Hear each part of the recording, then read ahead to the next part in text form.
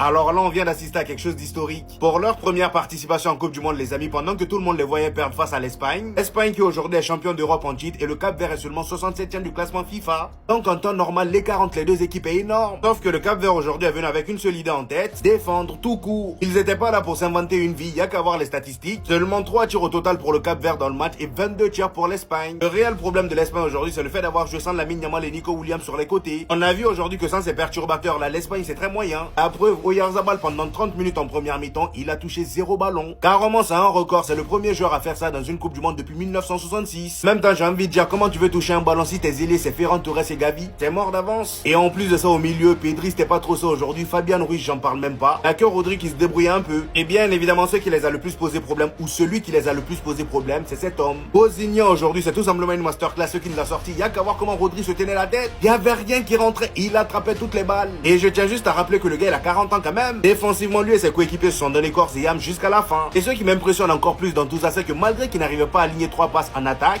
défensivement, à chaque fois qu'il récupérait le ballon, ils étaient jamais en panique. Malgré le haut pressing de l'Espagne, ils étaient jamais en panique. Et sans surprise, l'entrée de Lamine Yamal en deuxième mi-temps a bien bousculé les choses. Mais malheureusement, ça l'a pas fait. Le Cap-Vert a tenu.